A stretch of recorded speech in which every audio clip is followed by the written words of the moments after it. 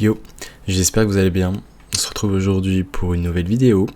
En Hunter, cette fois-ci, étonnamment, ça faisait longtemps que je n'avais pas présenté de Hunter. Je crois que j'en ai peut-être présenté seulement dans mes games d'analyse, donc c'était il y a très longtemps. Et Hunter était un petit peu mort depuis un moment. On va dire qu'il y avait Chasseur Quest qui était d'actualité, puis récemment, il n'y avait plus vraiment de Unphase vraiment fort. Or maintenant, un Unphase a fait top 1 sur le serveur Amérique. Et les stats sont, on va dire, assez insane. Très peu de mauvais match-up. On va voir ça ensemble. Bon visionnage. Pour ce qui est des listes, en fait, on a deux listes différentes. Donc la liste avec laquelle a fait top 1 Bruto, le joueur espagnol, c'est cette liste. C'est la liste avec, voilà, une liste face classique avec le petit biscuit, le petit doggy biscuit. Et voilà, un sort à 1 qui n'était habituellement plus trop joué, un seul tracking, donc voilà pour les tech cards. Et maintenant on va s'intéresser aussi sur la liste jouée par NoOnesGamer.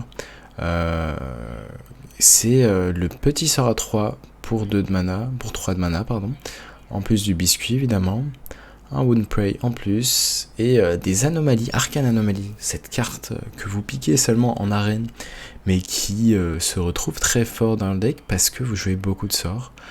Et avec l'effet des sorts que vous jouez en grande quantité, c'est-à-dire si vous allez jouer sur tour 1, si vous avez la pièce par exemple, Adorable Infestation, ça devient une 3-3 sur 1. Derrière, avec un biscuit, ça devient vite une 5, 6 plus un PV, 5, 7 sur 2. Vous voyez que vous avez moyen de faire des choses assez débiles, avec la pièce notamment. Donc ça nous rappelle un peu l'époque de Chasseur Face où on faisait des choses assez débiles. Grâce au petit colcar, quand on avait la pièce, on savait qu'avec la pièce on faisait des choses assez fortes, assez folles. Et là, on n'a pas forcément besoin de la pièce pour faire une sortie avec la 1-2 sur 1, ou parfois la 2-1 sur 1. Ensuite le biscuit sur 2 si on a un tour 1 qui a stick sur le board. Donc on va tester ensemble les deux listes. Nous voici pour la première game. Bon, j'ai oublié de vous drop le mulligan. On va faire la petite technique pour avoir une bonne qualité d'image. Et donc là ici on a la curve avec la 1-2 sur 1 et le biscuit sur 2. Donc vraiment l'avantage de ce biscuit c'est qu'il est échangeable en fait. Le fait qu'il soit échangeable c'est qu'à tout moment si vous n'avez pas le board et que vous avez besoin plutôt de la jouer un peu plus lente, un peu plus on va dire smork avec des sorts, et bien vous jouez les quick shots, enfin vous pouvez trade votre carte en fait, tout simplement. Et le fait de pouvoir trade cette carte est très fort. Ok, donc ici on va peut-être se faire gérer notre carte et on va sans doute perdre la game sur le spot. Malheureusement, le Rogue c'est sans doute le pire match-up du deck. Malheureusement, je crois qu'on doit devoir néophyte sur le spot. Ok. Non, en vrai, je pense pas qu'on gagne en faisant néophyte maintenant.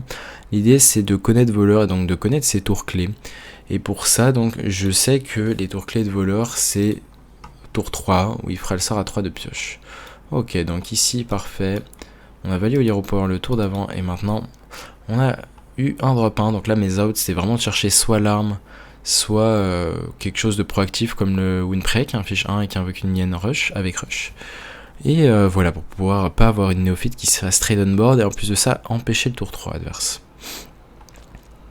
Donc si on a vraiment rien, on va devoir faire ce biscuit. Là pour l'instant il a full trade on board, donc malheureusement ça risque d'être une sortie très compliquée. À moins de top deck là 3-4 sur 4, je pense que ça va être un peu compliqué. Bon, on l'a forcé un peu à overreact un petit peu en utilisant la pièce. C'est pas vraiment overreact dans le sens où... ok. C'est pas vraiment overreact dans le sens où il a pris la tempo en fait avec son play tour 1. Mais du coup il est un peu plus lent parce qu'il a plus la pièce. Donc il peut plus faire un gros tour de pioche grâce à la pièce. Ok, préparation. Arnaque. Préparation. Voile. Question c'est est-ce qu'il va tuer cette 1-2 ? Un fil contact camouflé. Autant dire que c'est sans doute perdu. Quel est le plan ici ? Je pense que le plan c'est de faire ce petit shot face et de le mettre à 14. Peut-être que le prochain tour ça va être la 3-4 Hero Power ou vraiment quick shot si on doit absolument tuer cette 3-2. Ici, c'était très fort hein, d'avoir eu le fil contact sur le petit voile, parce que du coup, on peut pas aller le chercher. Donc là, on va voir s'il a beaucoup de cris de guerre. L'idée, c'est qu'il est assez bas en PV. Donc, il s'agira de vraiment optimiser au maximum les dégâts, là. Et l'idée, c'est de pas mourir en 2 tours. Le top deck parfait serait quoi? Le piercing shot peut-être? On va voir ici. La question c'est, est-ce qu'on peut avoir l'étal en 2 tours? Je crois qu'on peut avoir l'étal en 2 tours si on top deck le l'aim shot numéro 2. Parce que 3 dégâts, aim shot 6, hero power 10. Ça, si ça va dans une créa qui a 1 PV, globalement, ça nous fera infliger 4. Donc on le mettra pile à 10. Donc là on a un out létal. Ok. Donc là il a bien joué autour du fait de ne pas laisser de créature en vie. La question c'est, est-ce qu'il peut nous tuer en 2? Ok.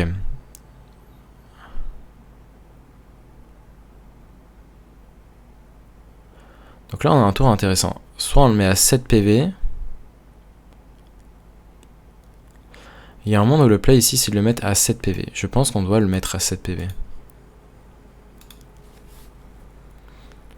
Les arguments c'est que prochain tour, on peut quick shot et Rhino.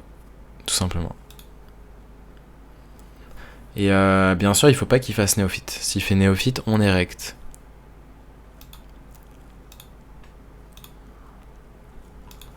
Ok, on est donc rect. Sur le spot, l'idée c'est que... C'est dommage ça. L'idée c'est qu'on a l'étal en 2 dans tous les cas. La question c'est, est-ce qu'on a un intérêt à jouer une créa pour le laisser suicider ses créas? Je suis pas sûr. Donc là on va faire ça pour jouer autour de... contre sort, si jamais. Dans le spot c'est simple, soit il nous tue, soit il est mort.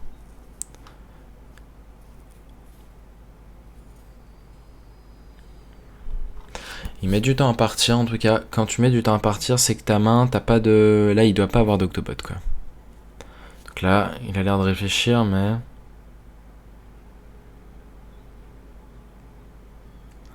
Il a beau chercher un spell de mage.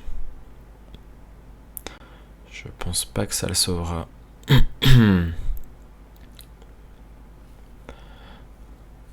Bon, il a pas réduit sa main, il a plus de prep, les 2 garottes sont à leur coup d'origine.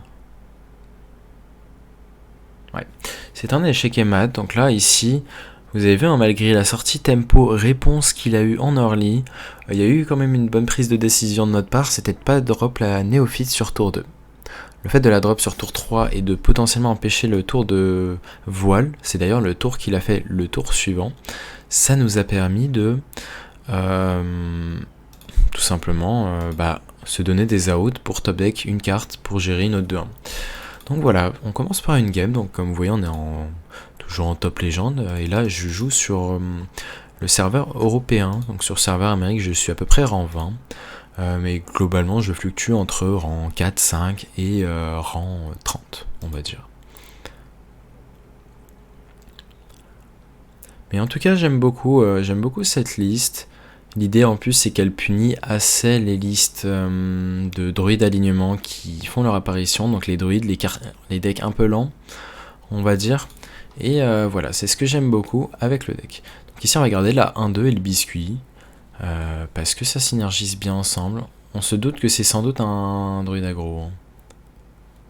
C'est étonnant de voir un druide aggro aussi bien placé. Ok.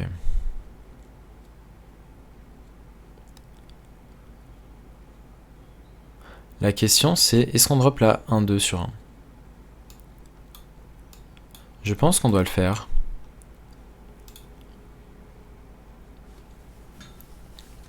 Je pense qu'on doit le faire ici. Si son tour c'est Hero Power, on a bien sûr un biscuit. Ok, ça c'est un buff plus 1/+1, il nous a donné l'information.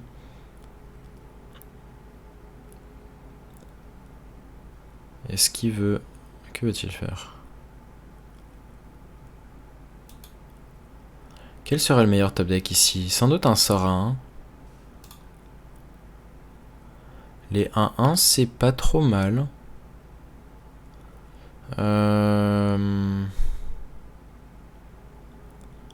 Après ici, vu le spot, je pense que je vais préférer faire les biscuits. Le biscuit.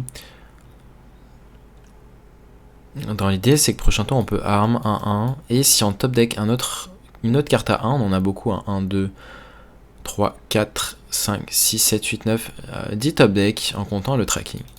Okay, donc là, on le force à faire un tour très mou. Il prend les dégâts lui-même. Donc là, un petit drop 1 pour compléter le tour aurait été parfait. Bon, on n'a pas eu de drop 1. On va drop quand même les 1-1. L'argument, c'est qu'en plus de ça, au-dessus d'Hero Power, c'est que si on pioche la 3-4, on buff nos lapins. C'est pas mal. Après, avec cette main, c'est vrai qu'il y a de grandes chances de plutôt vouloir buff le Rhino. Ok.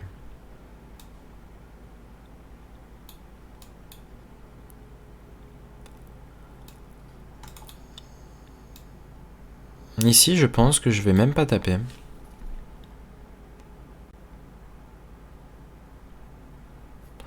L'argument, c'est de mettre ces créatures, on tourne autour de reboisement. Donc là, le tour le plus chiant serait reboisement.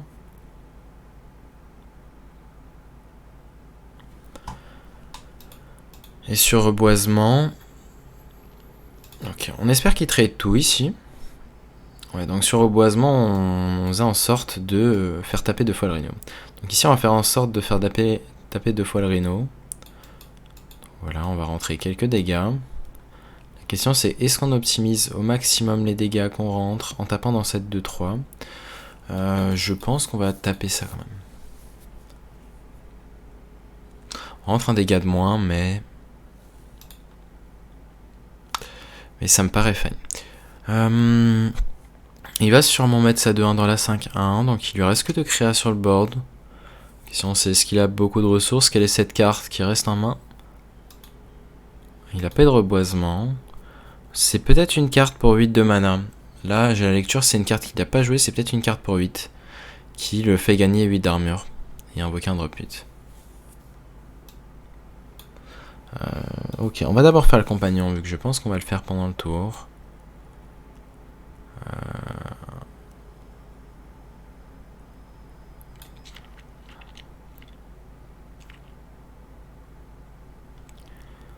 Ok, on va trade ici.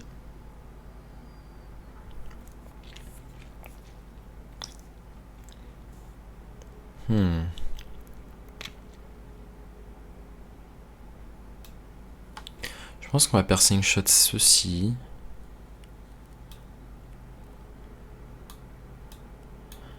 Il y avait un moment où on faisait piercing shot sur ça pour mettre ses dégâts face de l'arme. Du coup on rentrait un dégât de plus, mais on ignorait la 2-1. On va voir si j'ai bien pressenti, et j'ai bien pressenti la carte. Hein. Ah, et on a malheureusement perdu sur cette carte aléatoire qui est un drop 8 un peu trop fort pour nous. On va pas se le cacher. Ouais, dommage. Dommage. On va dire que les probas de perdre cette game, ouais, c'est un sort aléatoire. Hein. Malheureusement, on s'est pris l'aléatoire. Ça arrive. On va dire que c'était assez unlucky parce que je pense qu'on avait bien géré la game. On avait bien, comment dire, stabilisé la pression. On l'agressait vraiment en termes de points de vie. Il descendait assez bas. Mais voilà, on l'a quasiment épuisé en ressources. Mais on a eu cette carte à la fin qui nous a eu. Ok, donc Démoniste. Démoniste, je pense que c'est un bon match-up. On verra quelle liste de Démoniste c'est. Je pense qu'on va garder les deux drop 1 ici. Et voilà. Donc pour l'instant, le biscuit, je trouve que c'est vraiment un gros up au deck. Et c'est ce qui le rend vraiment jouable. Parce que +2/+3, concrètement, c'est quasiment... Si vous avez une créature qui a survécu, enfin qui est sur le board, autour d'eux... c'est pas que tu gagnes la partie, mais presque. La puissance de biscuit est vraiment très forte.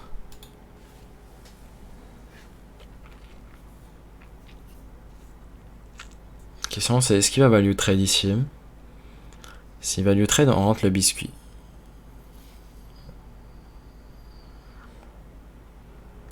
Okay, ici, on va juste taper face. Ça a pas l'air d'être un quête, hein. Ça a l'air d'être juste un Zo. À voir si Zo devient fort dans la méta, mais je pense pas, pour être honnête. Zo me paraît trop faible contre Voleur Garrotte, contre DHOTK et même contre Hunter en vrai. Bon, là pour l'instant, il y a la curve parfaite qui fait que du coup, là, il a presque pas pris de dégâts. Mais hormis ça, comment dire?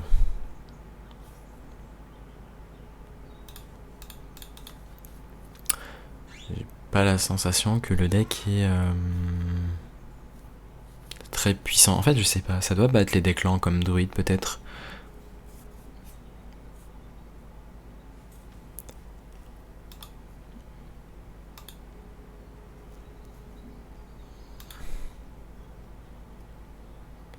Va-t-il taper avec ses 2-1? Il va suicider sa 2-1. Je pense que le tour prochain, ça va être un tour d'armes. On va tenter d'avoir le piège explos.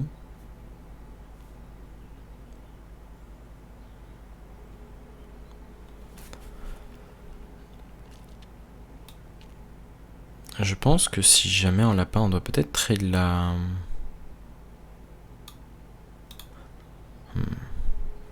On va les face ici.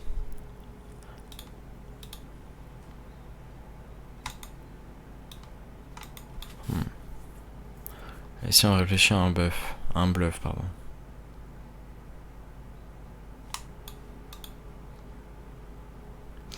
Là, je réfléchissais à un bluff, mais en soi, si trade, ça nous va, clairement. C'est vraiment dommage de ne pas avoir eu le piège explose. Parce que l'idée, c'est qu'il joue la 4-5 pour 5, qui lui permet de buffer sa main. Les démons sur le terrain, pardon, de +2/+2. Et du coup, l'idée de piège explose, c'est que ça allait le ralentir, quoi. Attends, pardon. Ok, donc il... Par son play... Ok. Est-ce qu'il est obligé de full trade? Je crois bien. Et je crois même qu'il sera mort sur le board. Non. Donc ouais, voilà, on a pris le meilleur secret ici, évidemment. Et voilà, on n'a pas eu le piège explos, mais malgré tout... En fait, là, oui, je sais. Je suis en train de cheater. Est-ce que c'est échec et mat? Là, la question, c'est... Ok, il va full face. Il va full face ici en se disant que dans tous les cas... Il ne gagne pas un si trade et il a bien raison. Voilà, donc on m'a enchaîné sur une autre victoire. Donc c'est pas mal. Bon, en même temps, je pense que c'était un bon match-up, mais voilà, il fallait quand même... On voyait qu'on n'avait plus le board et malgré tout, on a réussi à gagner. Bon, maintenant, on va relancer une game avec la liste de Nuance. Ce qu'il y a d'intéressant, donc, c'est la petite 2-1 qui gagne 1 PV à chaque fois qu'on lance un sort. Et cette liste ne joue pas d'armes, du coup elle a plus de chances de faire une sortie avec un tour 1 et le biscuit ensuite, par rapport à la liste qui a fait top 1 sur serveur Amérique juste avant. Donc voilà, je vous dropperai les deux codes dans la description et ce sera à vous de faire votre choix entre les deux listes. Donc là je vais essayer de vous aiguiller un peu la pertinence de chacune des deux listes. J'aurais tendance à dire que la liste avec l'arme est peut-être meilleur contre Voleur Garrotte, où justement on peut rentrer le plus de dégâts possible grâce à Rhino. Et les decks un peu board centriques, peut-être que la liste avec l'arme est meilleure. C'est un chasseur. La question, est-ce qu'on keep la 3-4? C'est peut-être greedy, surtout qu'on veut vraiment chercher les tours 1. Mais ici, j'ai choisi de la garder. Donc voilà, cette liste aussi joue le sort qui donne +2/+2 et enfin, immunité donc à un serviteur quand il attaque. Ici, on va malheureusement devoir trade notre meilleur sort du deck. Parce qu'on n'avait pas eu de drop 1. On a combien de drop 1 avec le deck? 6, 7, 8, 9, 10. Ouais, c'est ça. Quasiment 10 drop 1 sans compter l'infestation. Ici, on va tranquillement faire ça. On va faire notre créa. Question c'est est-ce qu'on pièce 1-1? Je pense qu'on va le faire. L'idée de pièce ici, c'est vraiment de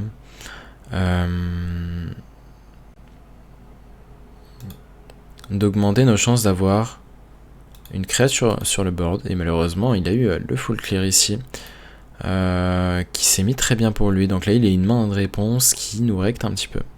Parce que là, notre tour était basée sur le fait qu'une créature reste en vie. Ok, on a eu un drop 1 en top deck. Bon, il était temps de piocher un drop 1 ici.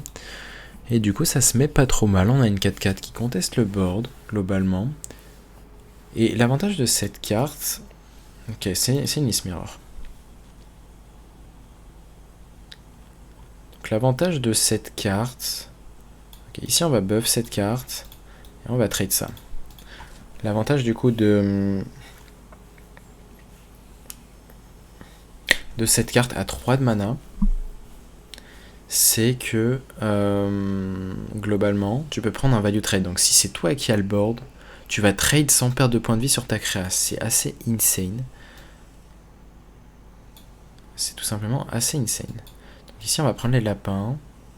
On va jouer les lapins et là, on prend des trades gratuits. C'est gratuit. Certes, on ne pousse pas les dégâts face, mais on se développe sur le board au point de vraiment le déborder. Donc là, lui, il est obligé de prendre un plan de jeu safe. Nous, on prend un plan de jeu board où à tout moment, en fait, là, certes, on ne lui rentre pas de dégâts, mais quand on va lui rentrer des dégâts, ça va limite être un setup létal en 2 tours. Donc faut pas avoir peur de ne pas faire comme lui et de ne pas rentrer de dégâts. La question c'est, est-ce qu'il va double trade ou prendre un plan de jeu face ici?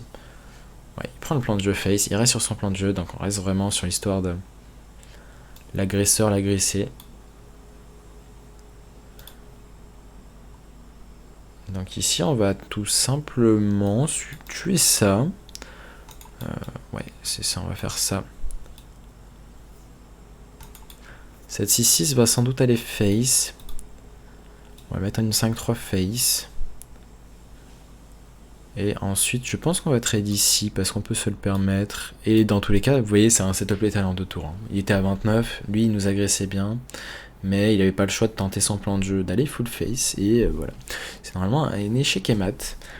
Bon, du coup, l'avantage de ces games de chasseurs, c'est que je peux vous en proposer plus. Donc, on va pouvoir peut-être faire une game ou deux de plus avec cette version. Comme ça, vous pourrez un peu vous faire l'idée des sorties, enfin des meilleurs decks parmi les deux. Et voilà, le type de sortie que ça fait. L'avantage de cette decklist, c'est vraiment un peu basé plus board-centrique. Donc, vraiment, le côté de jouer un sort à 2 qui buff de beaucoup. Donc, le Doggy Biscuit qui donne plus 2, plus 3 quand même. Et le sort à 3 qui permet de prendre des value trade. Donc peut-être que Servation est au final plus adapté contre les decks board centric, donc aggro. Alors que l'autre version c'est peut-être plus adapté sur... Ok. Je compte les dégâts, mais ouais, c'est ça, j'ai l'étal.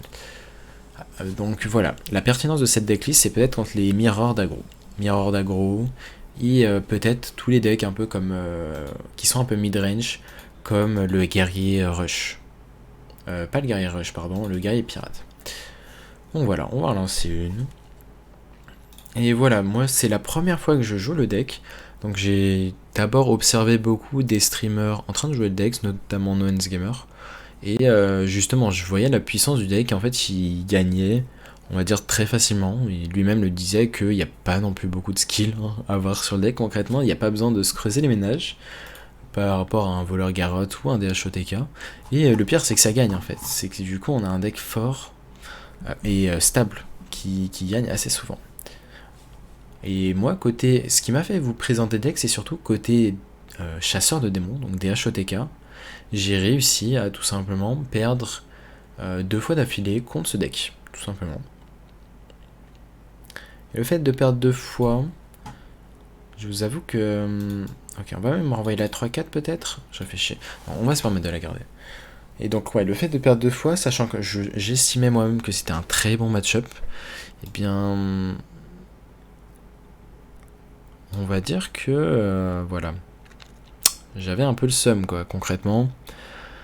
Je me suis dit, quoi, on perd contre DH, enfin contre Hunter, c'est loin d'être la joie, quoi. Ok, qu'allons-nous faire ici?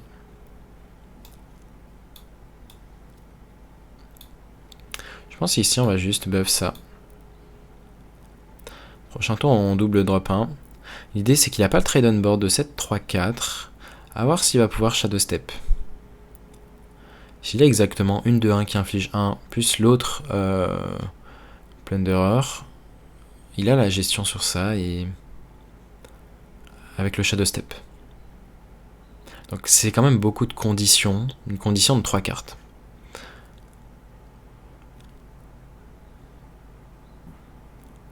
Mais ça va être intéressant, je pense que je jouerai pas mal le deck, donc en stream notamment. Je pense pas mal le jouer. C'est une très bonne draw.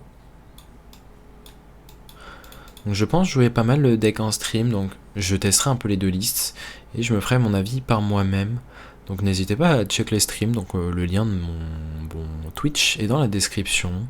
Je stream tous les jours, globalement, des fois je fais des très grosses sessions, des fois ça va plusieurs jours d'affilée, je vais faire 8 à 10 heures, donc si vous voulez vraiment me voir en quantité et que vous n'ayez pas seulement juste les vidéos pour me voir, pour me découvrir, et aller plus loin que juste découvrir les decks et vraiment maîtriser les decks, bah, vous pouvez aller aussi sur Twitch. Je vous conseille vivement. Ok, il a eu une brain freeze. Bon, le passage secret était assez insane, on va dire. Parce qu'il a eu de quoi découvrir un sort de mage. Pré-Parnac pour piocher 2. Ok, ici on va juste Smork. Donc là on va buff le Rhino. A priori on devrait buff le Rhino. À part si les 1-1 restent en vie, mais il y a peu de chance. J'espère que son passage secret soit un peu mauvais. Donc Floki qui est un GM, donc il a été relégué mais qui va être repromu. Vu qu'il a le nombre de points, je crois qu'il est premier dans les non-GM. Ok, est-ce qu'on va avoir le kill sur 7, 3, 4 ? Il va avoir le Shadow Step.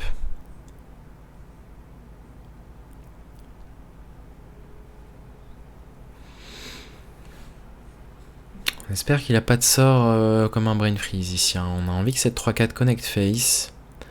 Ou de Press Plunderer.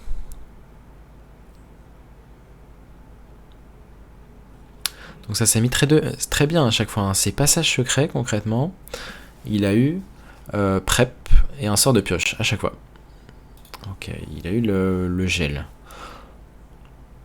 Et là, il a pioché du coup tout son deck, parce qu'à chaque fois, ces passages de secrets, c'est des prep, pioche, et on joue d'autres choses à côté, concrètement. Donc malheureusement, on ne va pas pouvoir battre ça. Après, on est que tour 4. J'étais en mode, ok, il peut s'étaler l'étal en 2 tours, mais on est que tour 4. Donc là, il va faire l'1-4 et la proc, il lui restera 2 de mana. Donc il peut pas forcément partir en tour de fil contact. Et il n'aura pas forcément l'étal le tour suivant, surtout qu'il n'a plus de préparation. Et il lui reste un seul Shadow Step. Donc si jamais il comptait Shadow Step là, 1-4, il a rejoué. Et déjà, il va pas nous tuer ce tour-ci pour sûr.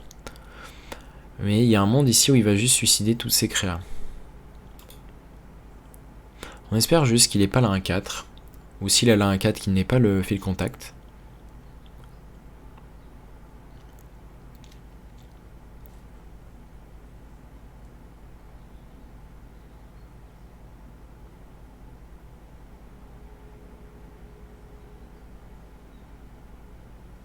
Je pense pas qu'il ait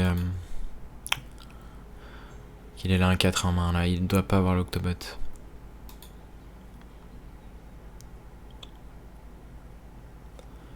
Il va double trade, j'imagine.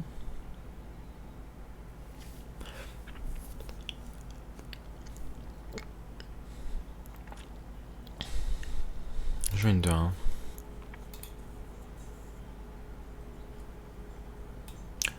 Ok, alors ici, j'aime beaucoup tuer cette petite 1-1. Et mettre cette 3-4 face. Certes, il a le trade du Rhino on board.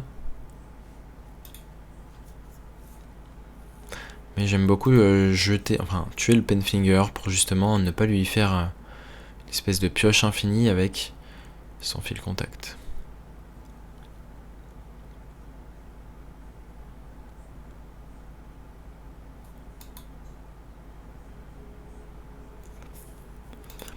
Ok, là ce qu'on va rechercher c'est tout simplement... Ici le top deck pas trop mauvais serait le aim shot je pense. Et ce qui est bien avec ce deck, c'est que j'y pense que maintenant, mais avec le Demon Compagnon, vous avez une chance sur 3 d'avoir une charge. Avoir une charge qui peut attaquer direct, grâce au biscuit, ça veut dire 4 d'attaque face. 4 d'attaque face, c'est un setup létal, concrètement.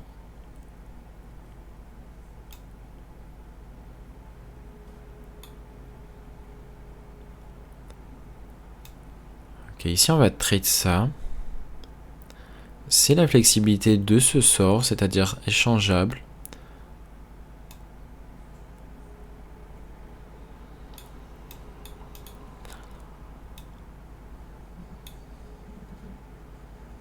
Échangeable et... la question c'est est-ce qu'on drop ça? Je pense que oui. Oui, donc c'est la flexibilité échangeable et donne rush quand vous l'avez échangé. Donc c'est vraiment... Voilà, on va dire qu'on a pu gérer là un 4. On a pu gérer le fil contact grâce à ça. Donc là il va piocher, j'imagine qu'il va avoir un setup létal en 2. Après il a plus qu'une Hog Merchant. Mais une Hog Merchant ça suffit à faire 24. Là il y a un monde où globalement... Que va-t-il faire? Il y a un monde où on joue pas de créatures en fait. Pour bloquer en fait. Peut-être qu'il va pas jouer autour. Ouais, j'ai la sensation qu'il va pas jouer autour. Donc là, du coup, on peut setup létal en 2 si on top deck piercing shot ou aim shot. Après peut-être que lui-même a létal en 2. Ouais non, il a laissé une place sur le board.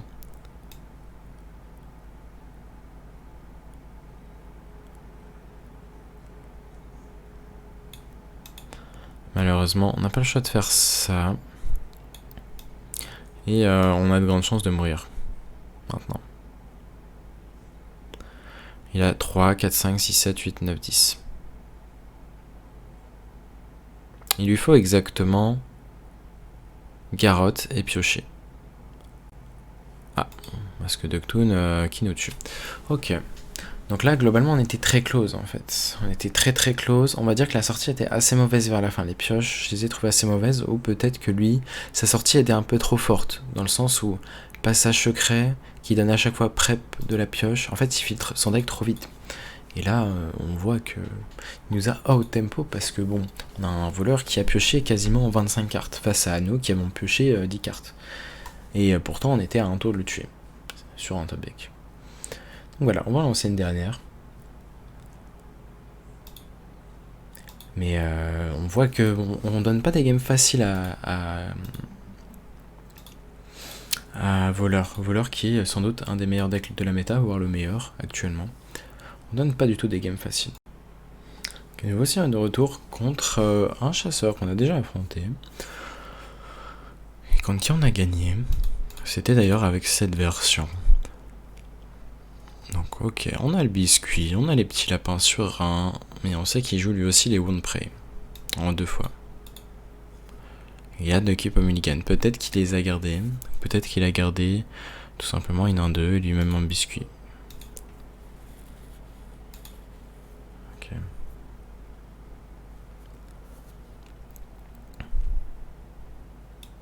Je pense qu'ici on va préférer faire ça.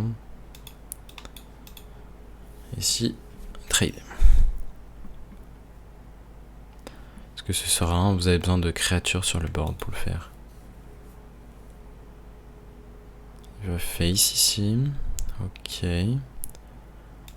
Est-ce qu'on peut le punir? On va le punir ici. En faisant un value trade. Et s'il n'a pas de quoi mettre un dégât sur cette 4-1, on va dire qu'il est très très derrière en tempo. Ok, il est obligé de mettre un quick shot. Donc, en termes d'optimisation, on va dire qu'on n'est pas au top de notre forme. Ici, on va double trade parce que les lapins, il peut les buffer avec les 3-4 qui piochent les autres lapins. Et on n'en a pas envie.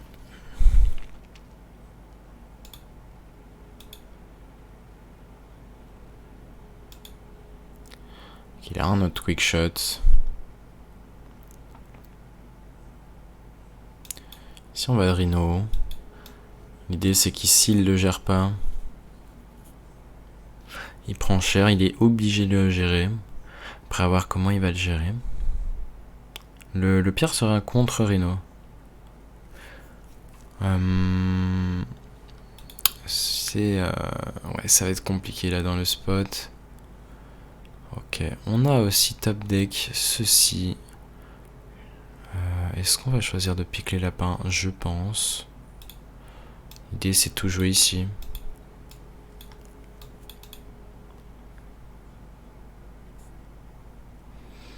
Et on a quand même plus de board que lui. Donc là, je pense qu'on est légèrement devant. Surtout qu'on est à 1 mana de plus que lui.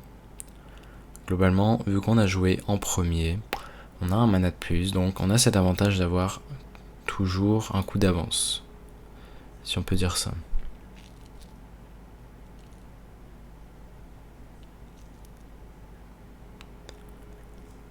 Et là, on n'a encore utilisé aucune carte de burst, alors que lui a utilisé 2 quick shots. On a toujours des cartes qui se mettent très bien pour trade, qui sont les sorts à 3. Là, on peut voir qu'en mirror, si vous piochez les sorts à 3, voilà, c'est ce sort, eh bien ça se met très très bien. Ok, il va choisir de full face ici, je pense que ça me va.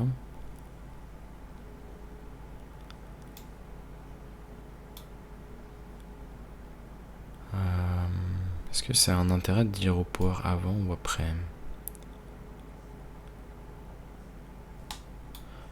Est-ce qu'on va pouvoir se permettre de trade? Je pense.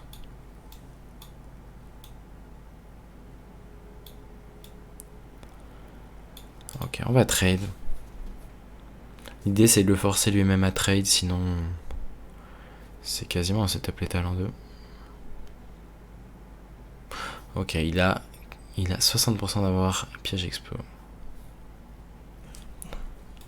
Est-ce qu'on peut tourner autour? Pas vraiment. Oh, attendez.